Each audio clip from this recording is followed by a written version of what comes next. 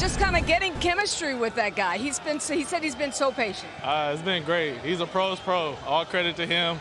You know, it's not going to be, smooth sailing at first. We're going to have to grow and keep growing. But that wasn't your first NFL touchdown pass. Your first was to an offensive lineman. That was Trent Scott's first touchdown as well. In fact, he'd never even run a route. Who gets to keep that football? I had to keep it. That's my first one. I had to. That's going to be a crazy trivia in the future, like who was my first career touchdown pass to. He's right. That will be a great trivia. You got to give the ball to the O-line. He's not going to get another one of those. No, and Jayden's getting to get a ton of them. Oh, no. They'll work. I feel like they'll work that out. Yes. I feel like the veterans will come. I got my first touchdown. Well, everyone does. You can't take that away from the O-lineman. It's probably there's only one. They'll work that out, won't they? They have to. They'll work that out in the room.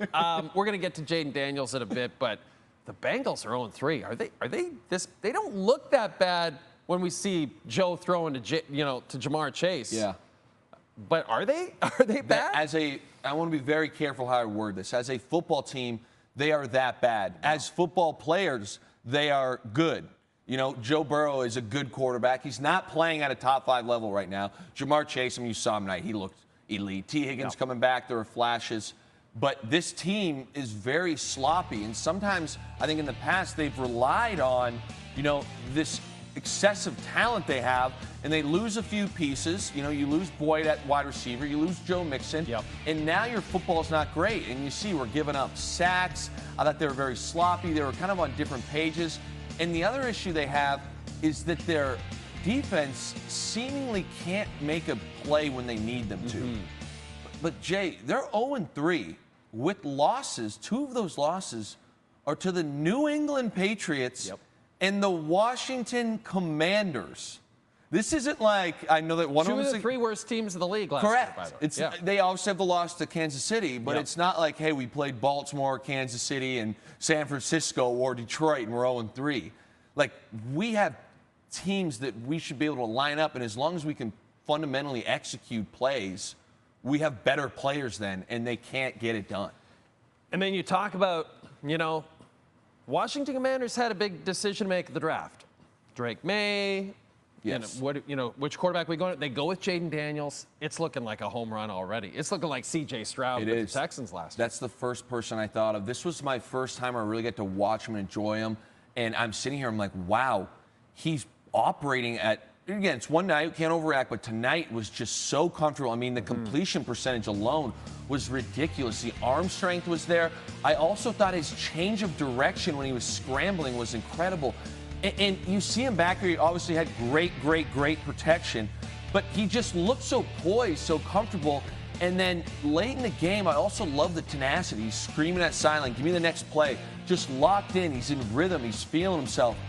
I looked at this guy and you think, where my head goes, and I don't want to be the most negative guy, but how is it that he can come out here and look this great, at least once this year? And you got Bryce Young, I'm going to go back a few years, Justin Fields, there's a lot of guys that have fallen into this, top-tier quarterback that have not put even close to a performance like this. I think it summarizes that you really want that number 2 pick. You don't want that number 1 pick. And then you really want to get that number 2. I also wonder, the OC here is Cliff Kingsbury. What happened where Kyler Murray couldn't play like this? Right. And Jayden was pushing the ball down the field. This wasn't, Jay, this wasn't like, hey, we're going to dump screens off and hope my guys make plays. He was slinging it down the field. He was extending it if he needed to, running around. The run game was good. It wasn't great for them. He looked awesome. And he's going to be a very, very fun player to continue to watch. Your boy, Dan Quinn. Oh. Looking great. Shades of Pete Carroll showing up on primetime and making a statement. You gotta love it. Hat backwards. Yes. I love the backwards hat. We have a fascinating game to start week number 4. Yes. It's going to be a close one. The Cowboys coming off a couple of disappointing losses. The Giants coming off a win. Malik Neighbors looks great. Daniel Jones getting a little chemistry with him. And also you're playing a team that has an atrocious run defense, so you should have help there. Divisional game. I think this game's going to be very, very close, but I think Dak Prescott is going to absolutely ball out. I will say that. After this game, join us for SportsCenter with Jay Onrait. Luke will be with us. Just as he is after every NFL primetime game this season. Look at him. He's ready. He's pumped. He's got the old hair. I think we need to bring it back. Yeah. Every week we tease the folks with Luke's old hair.